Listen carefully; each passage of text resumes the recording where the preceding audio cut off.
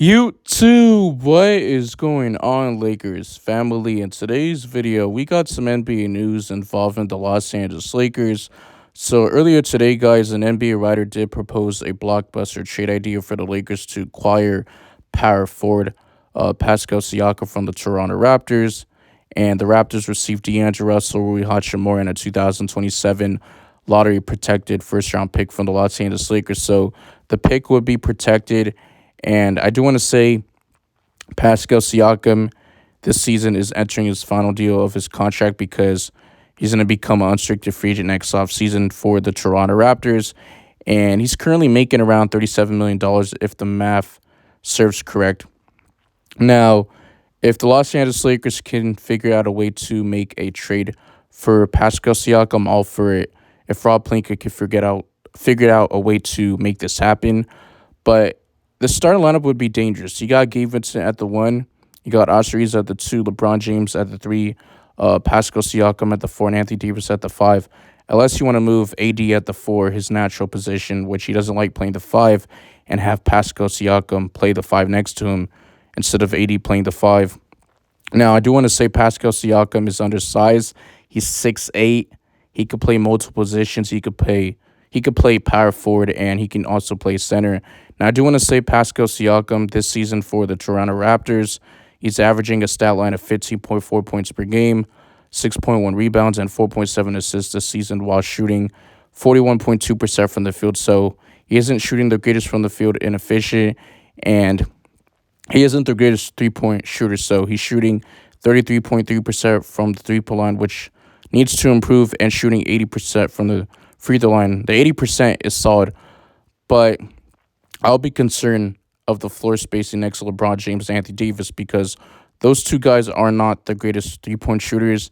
And Pascal Siakam, he's a guy who is going to rebound for you, and he's going to score, and he's going to play some solid defense.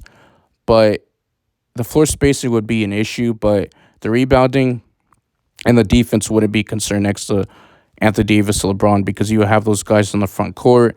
And I also got to say that Pascal Siakam made it 2 All-Star teams and 2 All-NBA teams.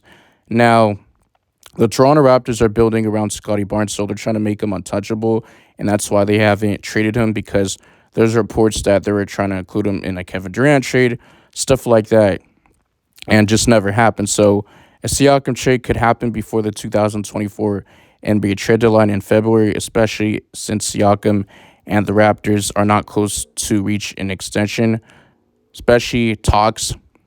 But he's a talented scorer and a rebounder. He has a career average of 17 points per game, 6.5 rebounds, and 3.5 assists. And he's young. He's 29 years of age. He helped the Toronto Raptors win a championship in 2019. And they also had Kawhi Leonard on their team. He's a 3-level scorer, but that was the last time the Raptors won a championship, and that was their first championship, I believe, in franchise history. And the Toronto Raptors, they're struggling this season. They're 10th in Eastern Conference. They have a record of 3-4, while the Los Angeles Lakers are struggling. They're dealing with injuries. We're 10th in the Western Conference, and we have a record of 3-4. So you basically have the same seeding and the same record as the Toronto Raptors, just defense, West and East. Now, I do got to say, I do feel like the Toronto Raptors do want to compete and continue to make the playoffs because if that was the case, they would have traded their players right. You lost your player and Fred VanVleet. He was a free agent. He went to the Toronto Raptors this offseason. And Masai Ujiri, I do want to say that he wants to win. And I do got to say this offseason and the NBA trade deadline of last season, he did not make any trades. He didn't trade his players. He didn't sell his players away. So he brought players in, and in this offseason, he's resigning players. He still wanted to make this team competitive in the Eastern Conference. They fired their head coach, Nick Nurse. They hired a new head coach. So you got your point guard in Dennis Schroeder, who you brought in free agency. You resign your player in Jakob Poeltl. So you still got Gary Trent Jr. And Lakers fans, you guys let me know in the comment section. What do you guys think of this trade? Do you like it? Now, I do got to say, the Los Angeles Lakers second chance points are killing us. That's why we're giving easy buckets in transition.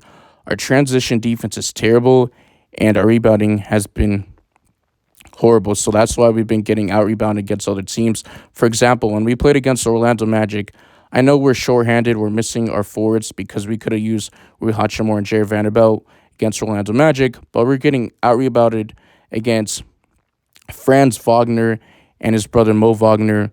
And I do got to say, the player was just out rebounding us on their team. So, Lakers fans, I appreciate the support.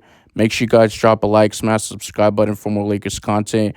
And this is the news that we got. And I'm out of here. Peace.